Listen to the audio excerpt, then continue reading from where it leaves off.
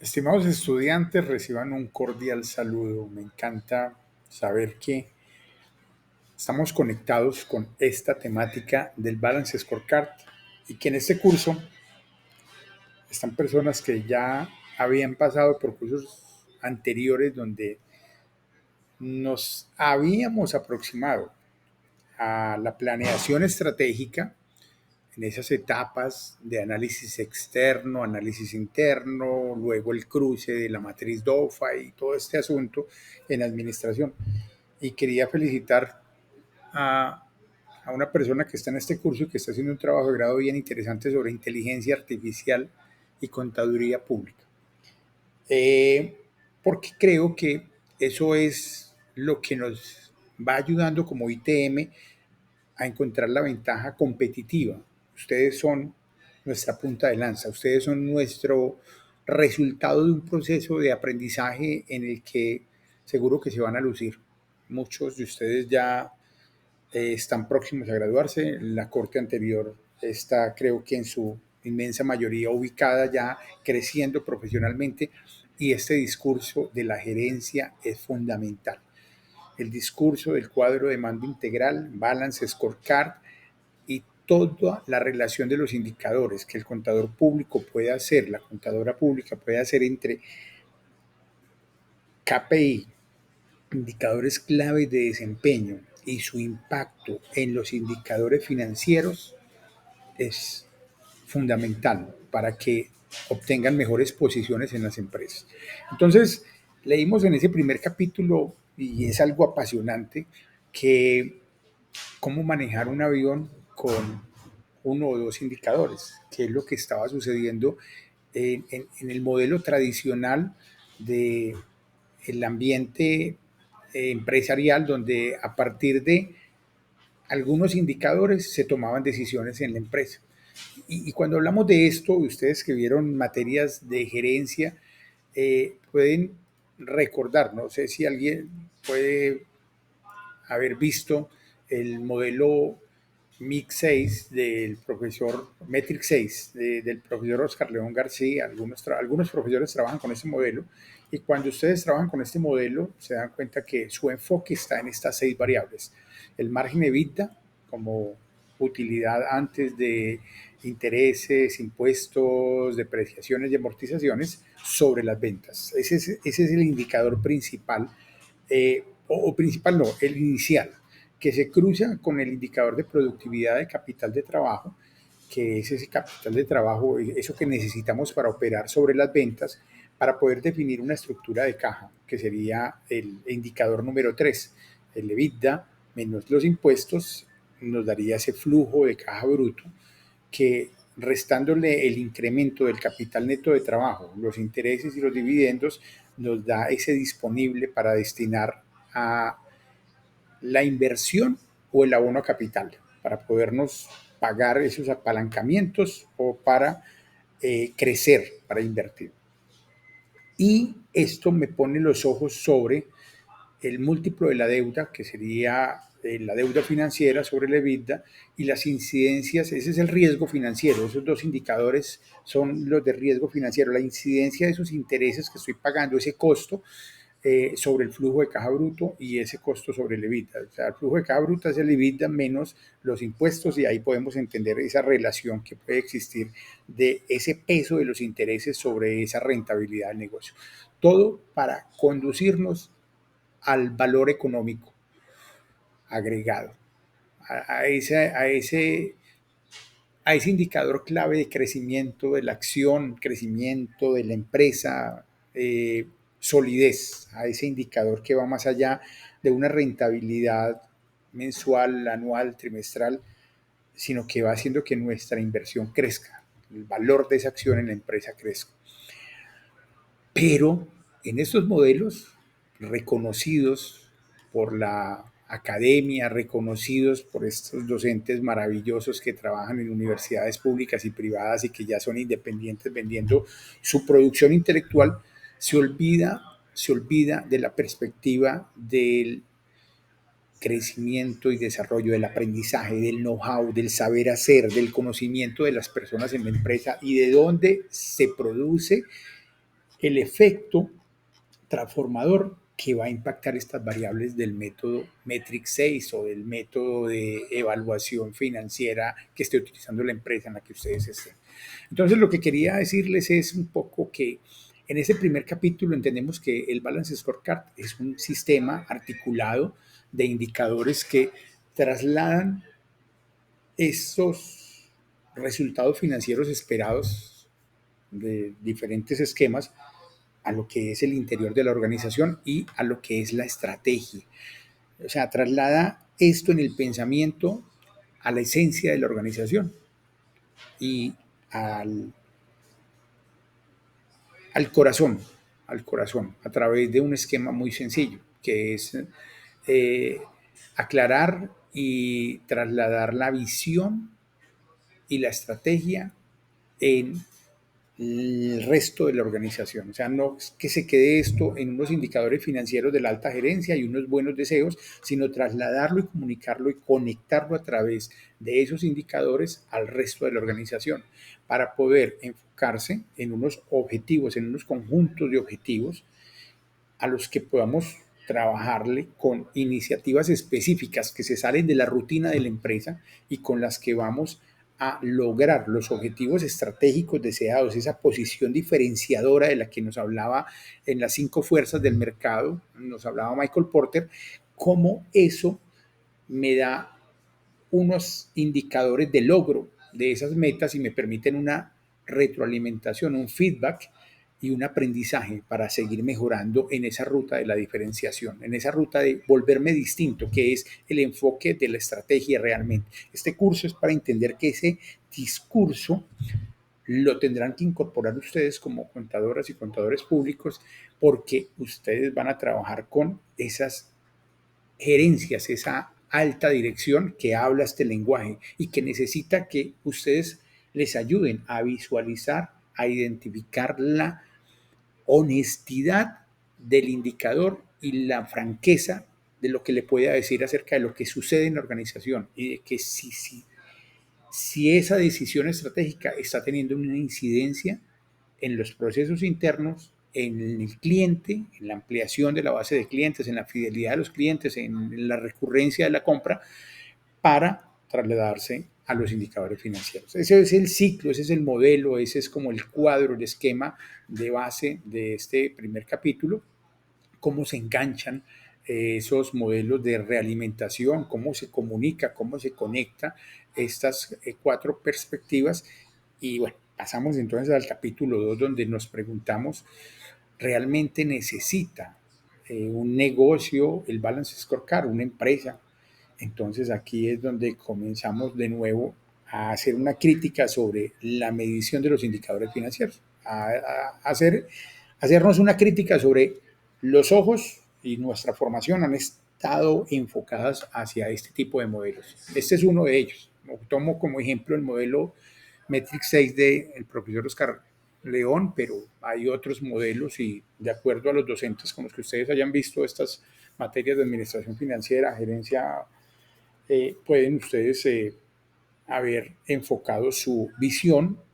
y de acuerdo al negocio también en el que estén cuando estén trabajando, van a enfocar su visión hacia ciertas variables financieras porque son contadores públicos, porque están cercanos al dato y saben con franqueza y honestidad qué tan real está siendo ese dato y qué tan oportuno, porque ustedes también dentro de su formación llevan la vena de la tecnología en análisis de costos y presupuestos y entonces entienden la necesidad del ingeniero financiero de que le entreguen ese dato oportunamente, pero como contadores públicos ustedes dicen hasta que no esté consolidado el dato no se le puede entregar a la gerencia porque es un dato que no tiene franqueza, no tiene solidez y en ese momento puede ser que cambie en 15 días, 20 días y necesitamos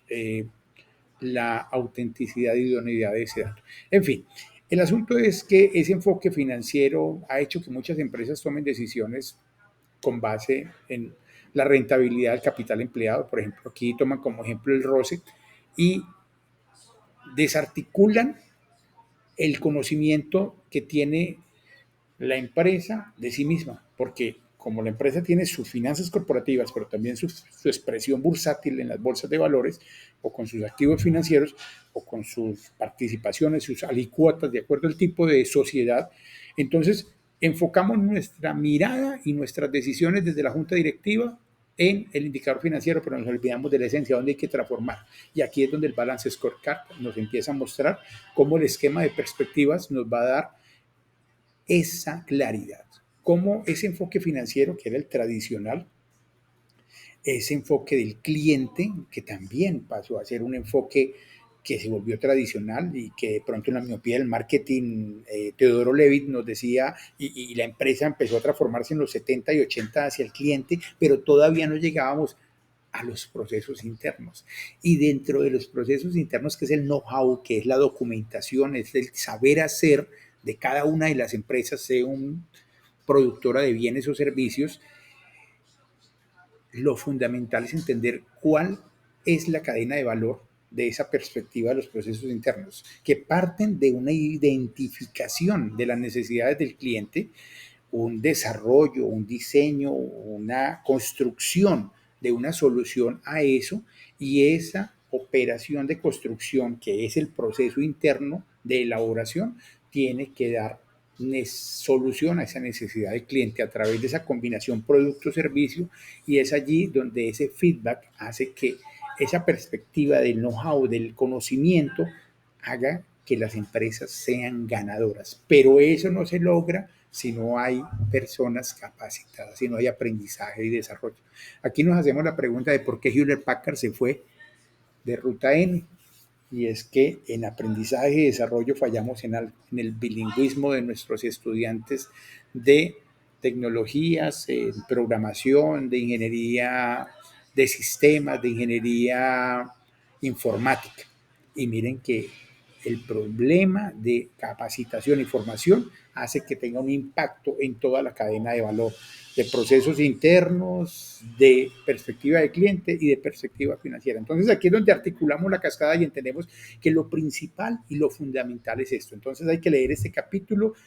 con rigurosidad, porque ustedes tienen que incorporar ese discurso. Esa es la película que el profesor, la profesora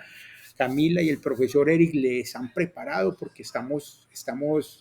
trabajando en este curso para hacerlos mejores, hacerlos más competitivos, pero ustedes tienen que hacer el proceso de incorporación de esto a través de la lectura. Y aquí es donde viene la clave. Los diagramas de Ishikawa o el modelo de causa-efecto, espina de pescado y todo tipo de esquemas que les ayuden a ustedes a conectar esos drivers. Y por eso es importante entender que ustedes son los que van a ayudar a que la organización, eso es un equipo, no son ustedes solo los que tienen que empezar la planeación estratégica de la organización, pero cómo conectar, por ejemplo, un indicador como la rentabilidad del activo o la rentabilidad del capital con la esencia, con la transformación allá abajo, donde realmente viene el impacto. Por ejemplo, en las capacidades de los empleados, para que mejoren la calidad del proceso interno, para que mejoren los ciclos, los tiempos, para que mejoren la oportunidad de producción, y eso lleve a unas transformaciones en los tiempos de entrega y a una lealtad, a una permanencia de esa clientela en mi empresa o alrededor de mi empresa, de mi producto, de mi servicio. Y eso, por supuesto, va a tener un impacto en la rentabilidad del capital, ¿cierto? En la forma como obtengo beneficios con base en un ratio. El capital invertido y la capacidad de ese capital va a mejorar ese indicador de la capacidad del capital para generar más dinero. Y ahí es donde vienen los indicadores de desempeño. Y aquí es donde vienen los KPI, donde va a tener que trabajar el contador público en la habilidad de entregar, de acuerdo al tipo de empresa, entregar los KPI adecuados, desde la contabilidad, desde la contaduría pública, desde el registro del hecho económico, para que sean interpretados desde la perspectiva financiera,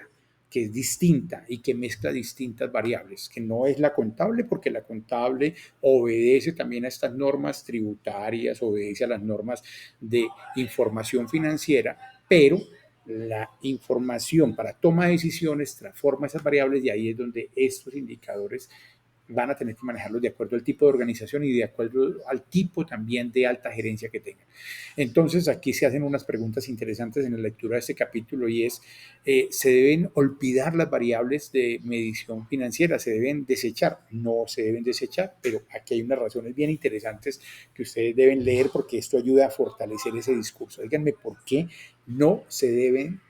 desechar y por qué es importante tenerlas allá en la cascada, ¿cierto? Y aquí otra pregunta interesante. ¿Con 4 perspectivas es suficiente para poder dar cuenta del despliegue de la estrategia diferenciadora en la organización y para hacer un negocio ganador?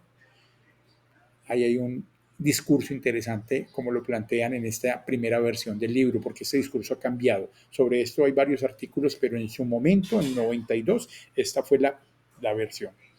Y aquí también es pues, una discusión interesante de acuerdo al tamaño de la empresa y a la diversidad de sus productos. Y arrancan con algo interesante, con el negocio de los semiconductores. Esto es 1992. Ojo que ahorita en este momento, en esta tercera guerra mundial o segunda guerra fría, el mundo está hablando de esto. Y mire cómo estos nichos de los semiconductores en ese momento y de los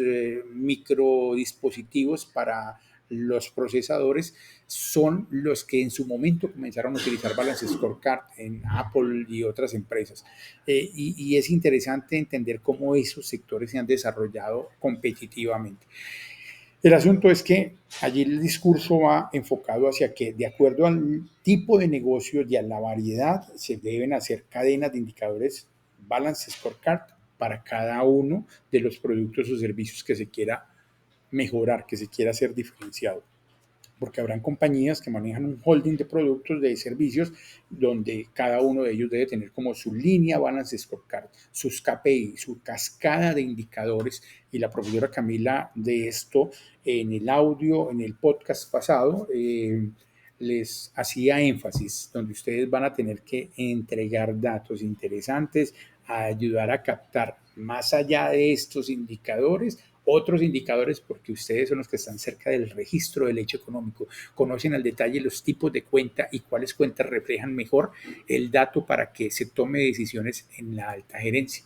Entonces, aquí también otra discusión interesante sobre Michael Porter.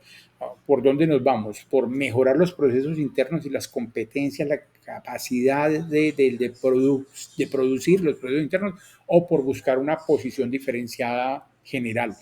Y ahí hay una discusión, cómo lo uno lleva a lo otro. Toyota, el mejor caso. Aquí no lo mencionan, pero el mejor caso es Toyota. Cómo mejorando los procesos internos de una forma rigurosa a través del TPM, logran, TPS y TPM, logran una diferenciación tan grande que barrieron las industrias, un país así de pequeñito como Japón, barre las industrias de carros de Estados Unidos, de Europa y hasta de buena parte de Asia con la calidad, con la diferenciación. Y vaya, miren los precios de ese producto Toyota en cualquier país y post pandemia. O sea, cómo enfocarse en las competencias y capacidades, cómo enfocar la empresa hacia allá y cómo el dato del contador público puede cambiar esa posición estratégica de la empresa. Puede hacer que se mejore lo interno y se cambie esa posición estratégica de la empresa y eso es el balance scorecard. Aquí hay unas limitaciones, es importante leer esto también, es importante entender este apéndice donde miramos las limitaciones de los indicadores financieros. Entonces, espero que disfruten mucho este capítulo, que hagan en esta semana un trabajo interesante, intelectual. Ya vamos a llegar